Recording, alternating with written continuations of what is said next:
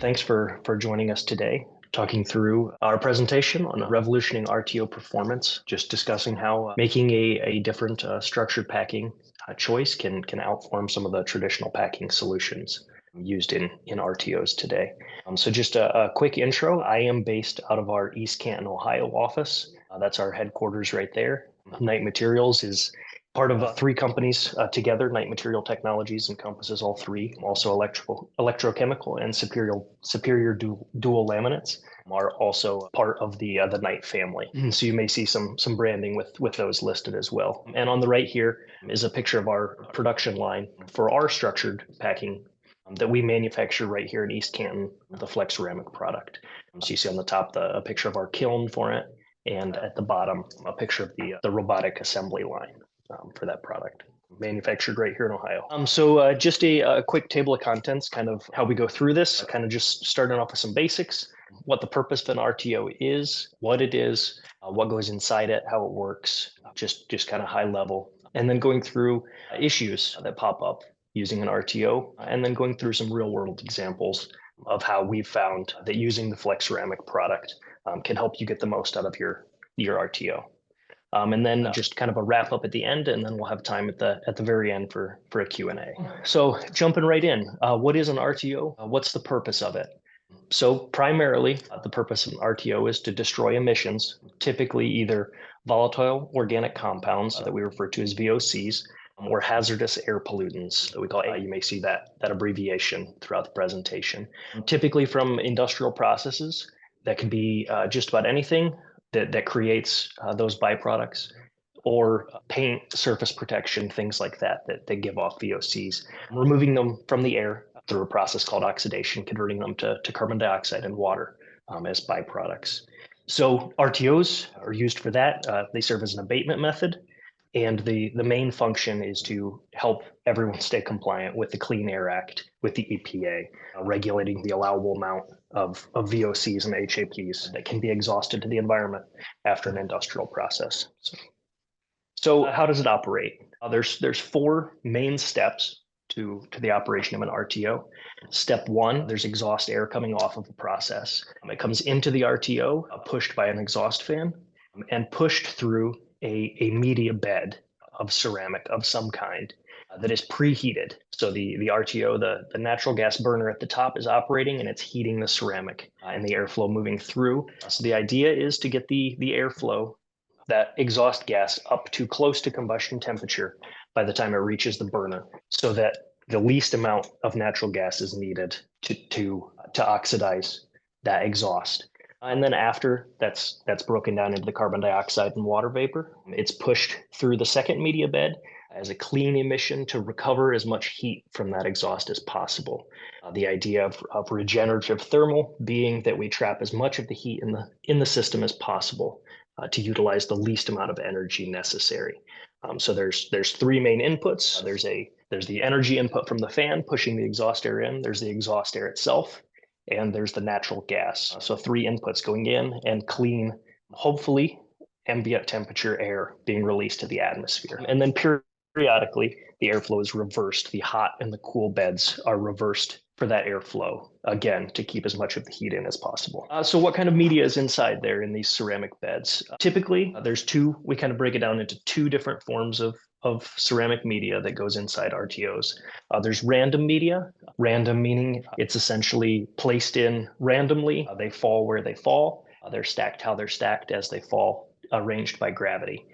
They're typically found as ceramic saddles, what you can see here below, but there are different shapes as well: snowflake, dog bone, other designs that we do see in the field. And structured media, meaning that it's a specific orientation, a specific shape and size, and they're placed specifically in a pattern inside. And one of the most common that's found is a monolith style block. You can see here on the right-hand side, this is a 25 cell monolith block, meaning it's 25 cells horizontally, 25 cells length and width, meaning there's 625 passages within one block here. And if we go to the next slide, kind of an assortment here that we have of all these different types that I discussed, different types of saddles, all different sizes, shapes. You can see right there in the front, the dog bone style that I talked about, the snowflake design. Saddles range anywhere from 3 inches all the way down to 3/4 inch or even 1/2 inch type saddles. And there on the sides, you can see some examples of our flex ceramic structured packing. And in the middle is that monolith style that I was talking about as well. So typically inside those, inside the RTOs, most commonly multiple types are used at the same time, either layered with structured packing on the bottom and random packing on the top, or in some other order, depending on the application. So what can go wrong? I guess there's 2 kind of main common issues. Can we go back 1 slide here quick, Laura? 2 kind of common issues with an RTO. One is plugging from particulate matter, and the other is channeling, which is kind of a byproduct of plugging gone wrong as well. So kind of by definition, if you are using an RTO or you have an RTO, you have a waste stream that is dirty in some way. Maybe it's particulate, maybe it's not. Maybe it's just molecular compounds that need oxidized. But if there is particulate, this can get stuck inside the ceramic media, either the random or the structured media that we discussed. So as it plugs, one of the issues is you're blowing the air into the RTO, and these are, generally speaking, constant volume of airflow, meaning that if the same quantity of air is being pushed in regardless. So if there is plugging and the amount of available surface area changes, you will see an increase in speed of the airflow and an increase of pressure of the airflow if it is a constant volume being pushed through. So the particulate or other waste streams cause multiple issues there. Either you're moving the air too quickly through the RTO, or you're moving it at higher pressures, which is utilizing more energy from your fans to push the air into the RTO. So we'll go into a little more detail here on the particulate. So common examples using an RTO for wood product mills or at wastewater treatment plants, getting fluffy white siloxane can plug these openings. It stops the flow of gas getting through, so the fans have to work harder to push. What we typically refer to as the cold face of the media, that initial contact point between the waste stream and the ceramic media, is the most common place that we see this plugging. That reduces the surface area of the available for the incoming airflow, and like I said, it increases that pressure, increasing your electrical costs as the fans struggle to keep up. And then more damaging is what can happen when that does, a significant portion does get plugged, is you can get channeling, where that airflow is moving so quickly through the media bed that it can actually move the media inside the bed, destroying it, breaking it. And this will cause an even larger increase in the pressure drop inside the RTO, increasing the stress on that incoming fan, and also reducing the effectiveness of the RTO itself. So what does this cause? It causes downtime. That's the biggest issue. If your RTO is not functioning according to your air permit with the EPA, generally speaking, you can't run whatever production line, whatever industrial process is being needed inside your facility. So you need to do something to get your RTO back to main function. Most commonly, you'll treat this with either a burnout or a washout if this is just minor plugging. But if it escalates to the point of channeling, almost always you need to change out your full media bed. So burnout, just increasing the temperature inside the RTO to hit the point of combustion and oxidation inside the media itself to get rid of particulate, to clear those channels.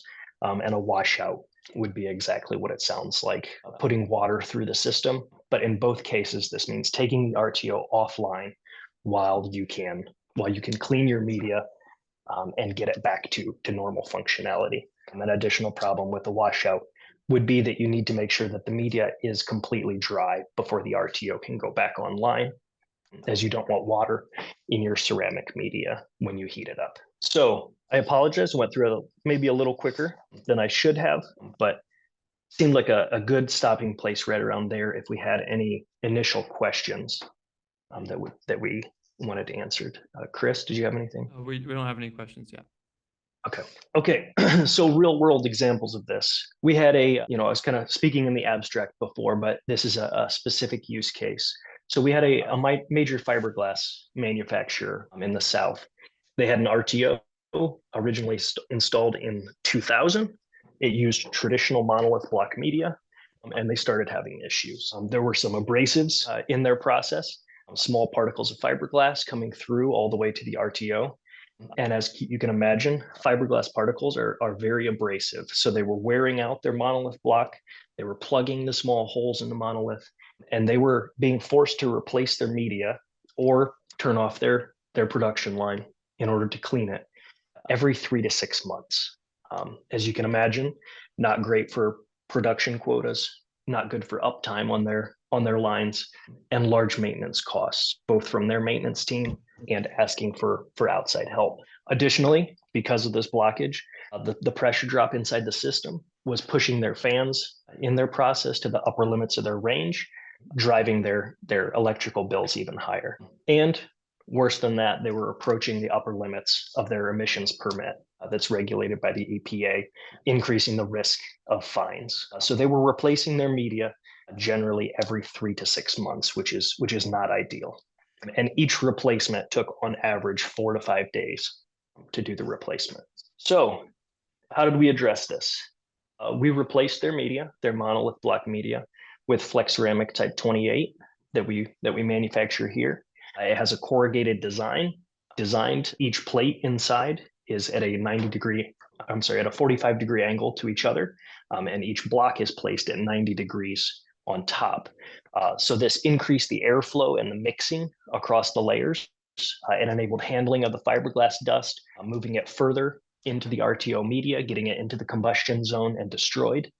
And this lowered the pressure drop inside the RTO. It increased the lifespan of the fans, reduced the burden, the electrical burden on their input fans. And then additionally, they saw very high levels of thermal efficiency with their old monolith block media, but only on initial install. That thermal efficiency dropped very quickly as soon as any plugging or degradation of the material happened.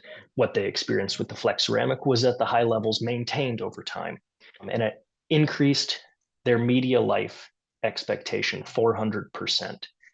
So they went from replacing their media every 3 to 6 months to every 2 to 3 years instead. So a significant improvement in the amount of time that they could keep their production line running without putting that maintenance time into their RTO. So let's take a look at what that looks like. So we have a two-dimensional model here of an RTO. Here you can see as it comes in from the bottom left, the input, and what it looks like as the cold face gets plugged. So I think Laura, can you click one more forward here? So as that cold face got plugged on one side with that monolith media, what happened was you only end up using half of the bed. Everything above the plugged area of the cold face was unused. So even in a theoretical situation where the monolith had a higher thermal efficiency, if you're not using it, you're not getting any thermal efficiency out of it. So you did not get the heat recovery from half of the bed. You increased the speed going through that whole left side of the bed, and there was no airflow through that portion. And with the no airflow, the washout and burnout wasn't effective on that plugged area. So that in order to reach the same destruction levels that you need inside the combustion chamber at the top there, they had to increase the amount of natural gas that you're using in order to hit the same destruction, because that's moving so quickly through the bed with that increased velocity that it doesn't have time for that waste gas to get up to temperature to hit that combustion temperature needed. So you see an increase in cost in both electrical usage and in gas usage. Or to get back to the same efficiencies that you needed to turn off the RTO and replace the media in order to get back to the initial efficiencies. So what does it look like if we change to the flex ceramic? Let's keep all the other parameters exactly the same, and let's say that the cold face is plugged in exactly the same position. There's still particulate, there's still openings in the flex ceramic. Let's say it's still got plugged. What happens instead is the gas moves past the blocked section through only the first half of the bed. But because of the mixing effects, it moves into and utilizes all of that available bed space above that plugged area. So even if the cold face is plugged in a certain area, you still utilize all of the bed above it, where with a monolith style block, that is not the case. So those larger openings at the bottom as well help move some of that particulate matter up further into the bed as well. So the only difference here is instead of the monolith media, we changed to the flex ceramic. So even with just the small 2 layers there at the bottom, you'll see that the media is still moving and the airflow is still occurring through all of the additional layers on top of that. So you only see a small, go back real quick. You only see a small increase in the pressure drop. You see a small loss of heat recovery, and it's more effective to get that heat and for a burnout into that plugged area if you do want to do a burnout or a washout. So how did we test this? We wanted to prove this out. So we took some of our flex ceramic type 28 there on the left, and we took some of our own monolith block that we produce, what we call the flexolith, on the right here. And we wanted to model this out to see what the thermal effects were. So we placed an obstruction intentionally across. It ended up being 42% of the cold face. We put a heat source underneath, and we put a thermal camera on top. So the obstruction is placed in the exact same location on both cases. It's covering the same proportion of the bed. And then if we move to the next slide, we'll see what the effects of that were.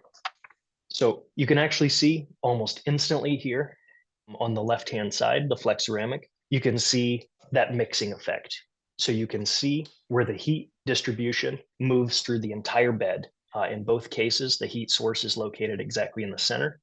You can see on the right-hand side, that entire blue area is still cold after the same amount of time. So covering 42% of the bed, you can see that that heat distribution moves much quicker with the flex ceramic, fills the entire bed. And you could tell that the airflow is moving upwards, even with more than, or almost half of the cold face blocked. Where with the flexolith on the other side, the monolith style media, you can see the obstruction even all the way at the top. There's very, very little mixing and very little heat distribution, even after a significant amount of time. So how does this difference in the usage of the bed translate to your pocketbook? How does this translate into savings for you? How can we optimize an existing RTO using flex ceramic to get the most out of it? So a couple examples here. One of them are a very, very significant, and one with a smaller RTO, not as significant, but still significant to them. So this one is a packaging company. They lowered their energy costs by 40%, while also utilizing less ceramic material. In their case, they had 1-inch saddles. So we compared all of their inputs for their RTO. They had a 5-chamber RTO. We used a flex ceramic type 28, and compared to those 1-inch saddles, we proved out that we had a 60% lower pressure drop, which translated into 50% reduction in their electrical bill for the exhaust fans blowing the gas into the RTO. So feel free, anyone, to check my numbers here, but these are the gas and electrical costs as of January in Ohio, where we're located. So obviously, depending on where you're located and what your specific inputs are, those types of numbers would change, but we do show a significant reduction in costs. In this case, for their energy costs combined between their electrical and gas, they showed a savings of over $1.1 million a year with their energy bills, while at the same time utilizing almost 2,000 cubic feet fewer of ceramic material using the type 28 in order to reach the same destruction with a lower pressure drop and with a higher thermal efficiency. We could use only 8 feet of the type 28 rather than 10 feet of the 1-inch saddles, and that's in the height. So in that case, they saw almost 1.1 million. So what if you had a smaller RTO? That was a pretty large operation. This is another example. This is a much smaller operation. They're using almost a third of the exhaust flow through the RTO, only a 2-chamber RTO. But again, they lowered their energy costs by over 50% using less material. In this case, going from 8.5 feet of 1-inch saddles to only 6 feet of the flex ceramic type 28. Again, had a 60% lower pressure drop compared to the 1-inch saddles. And in this case, saving about $80,000 a year in energy using about a little over 500 fewer cubic feet of ceramic material. So depending again on the energy prices which fluctuate, but over time do tend to move upward. The savings amounts go up and down, but we've seen a consistently lower energy usage both in natural gas and in electricity with the flex ceramic. So what are the questions you need to ask for your particular situation? Thermal efficiency. The higher the thermal efficiency, the lower the gas usage. So the thermal efficiency is mainly a function of the amount of ceramic material that's in your RTO. But it's generally speaking, you'll have a trade-off between the thermal efficiency and particulate retention. How large are the passages? How dirty is the airstream? How easy is it for the media bed to plug? How easy can you clean the media bed? What percentage of the media bed are you using? How good is the air distribution inside? The best air distribution, getting the most out of your RTO involves using more of your media bed. So distributing that air evenly throughout is the best way to keep your RTO working the cheapest. The pressure drop, how much does it cost to move the air? How much energy is going into your fan to input the exhaust gas into your RTO? These are all the questions that are all specific to your unique situation. There's not one RTO design that works the best for everyone. So these are all the different things. Generally speaking, there's going to be a different solution based on what you need for your specific circumstance. But whatever your goals are for that, we're confident that Knight Material Technologies can help you. We can help you get the most out of your RTO.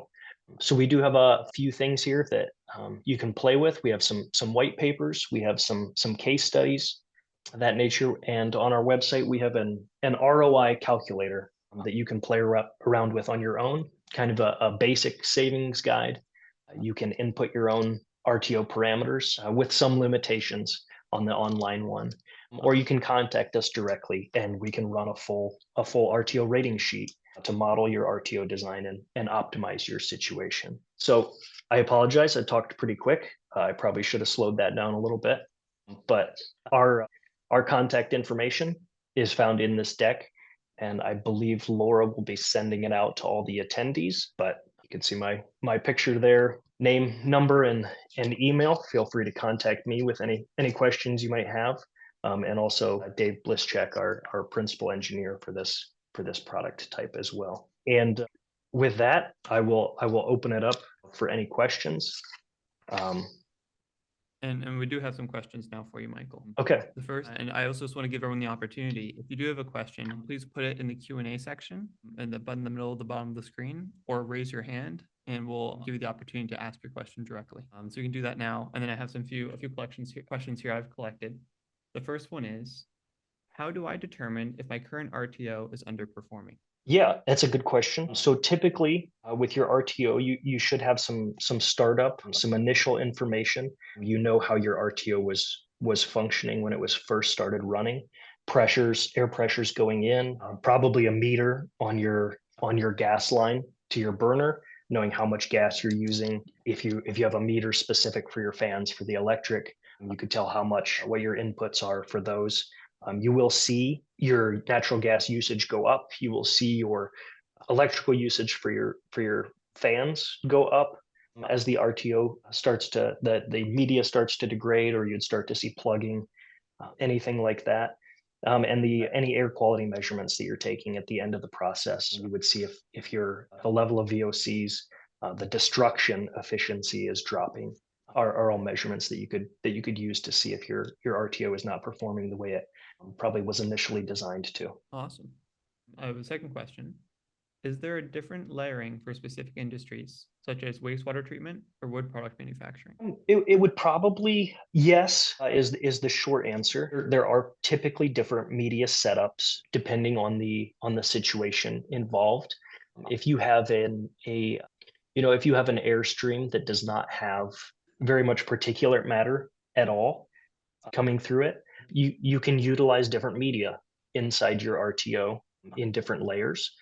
If you have a lot of our particulate matter, you would probably utilize a different layering strategy. We've seen people use structured media on the bottom and random media on the top and do more frequent changeouts of the random media on top. And we've also seen people use almost like a sandwich, random media on the bottom and structured in the middle and random on top again. So it really depends on, in some cases, preference and what the best design is for that specific scenario. Great. Another question was, comparing flex ceramic media to traditional monolith or random media, how often will I need to replace it or clean it? Again, it's going to depend heavily on what the usage is. There's not going to be a one size fits all. But kind of as we mentioned with the situation um,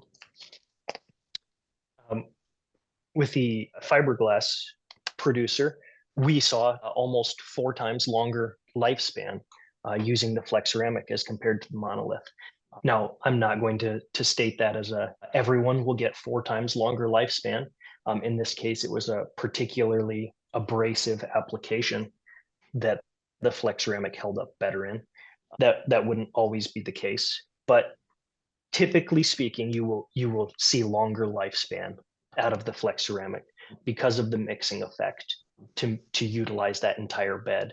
So even as plugging would slowly occur, even in that situation, you're still using more of the bed for a longer amount of time. Awesome. So what would you say is the typical payback period for switching to flex ceramic when it comes to energy savings and reduced maintenance costs? Um, it's a little bit difficult to say. A typical payback period would depend on the size of the bed. It would depend on the lifespan that you were getting from your previous media. But in cases such as the packaging company saving $1 million a year, um, the payback period would be far less than a year. In other cases, it's a little bit difficult to tell the size of the bed, the length of time previously that you're getting out of your media. It kind of not a one size fits all calculation. Right. How complicated is the process of retrofitting an existing RTO with flex ceramic media? Not at all complex. So the flex ceramic comes in 1 cubic foot standard size blocks. The Type 28 does. So you'd go through your typical removal process, however you were doing a change out before, but then the block would just be placed it as is in block form into the RTO with each layer, successive layer rotated 90 degrees as it went in. Great. Is flex ceramic compatible with all RTO designs, or are there specific configurations that it works best with? No, compatible with all of them. We can cut the block to fit. We've seen RTOs in every shape and size: ovals, circles, squares, rectangles. It doesn't matter. We can the block's capable of being cut to fit any shape and any configuration. Great. How are flex ceramic modules assembled? How do the layers hold together when shipped? And once they're put in operation, are they to be taken out of an RTO, or do the modules still hold on one piece, or do the layers come apart? Sorry, it's a lot of questions in one. Yeah. So each layer is assembled on top of the layer before. There's a glaze used between them. That's part of the baking process in the kiln. They're fired in the kiln. They hold up very well, and in most cases, even when it's time to do a change out, even of the flex ceramic, that block is still in a 1 cubic foot block shape. Even after years of installation in an RTO, we generally see very little degradation of the block itself. I mean, I think there was maybe a part in there about shipping as well. Yeah, yeah. So The layers it's hold together when shipped. yeah, for the most part, we don't see too much shipping damage. We package them on pallets in layers with protection between each layer on the pallet for shipping. They have a very high crush strength. They can hold quite a bit of weight on top of each ceramic block without breaking down. So generally speaking, unless there's some form of impact, side impact, something like that, we don't see too many issues with that. Perfect. There's more questions coming in as we're answering them. So, what is the maximum service temperature of the material you use to make the flex ceramic? I That know is a good. yeah, Yep. it's a tough question to just have top of mind. Sorry, Dave, if you have that one in front of you, go ahead. Well, the material's fired somewhere around 2200 degrees Fahrenheit, so we generally consider that to be the upper service limit, and generally that's well above what RTOs operate at. Great. How can I evaluate the bed height necessary to guarantee the required terminal efficiency? Well, if I still have the floor, Michael, I can say that's the RTO rating sheets that you mentioned during your presentation. We have a form that you can fill out. You tell us what flow rate you have. If it's an existing RTO, if you can give us the bed area, we'll go through and run you some different options of bed heights and project what efficiency we expect, efficiency and pressure drop. So we're happy to do that as part of our sales effort. Great. Is there a maximum height at which they can be used? Not from a structural standpoint. No, no. All right. But practically speaking, it's not much more than 10 feet. You really don't see any 30 feet deep RTOs out there. How does using flex ceramic contribute to meeting stringent EPA air emission standards? Yeah, kind of in the same manner that all ceramic media helps to meet that standard. Specifically, that it helps you utilize the whole bed. It helps the ceramic's going to hold the heat to maximize the temperature when it reaches the combustion chamber. And in most cases, those air limits are bound by the whatever operating permit you have, if it's an existing unit, or if this is a new RTO going in, those emissions allowances are governed by the air permit for the specific RTO or facility. Great. So really appreciate having you all here with us today. And thank you again for joining us.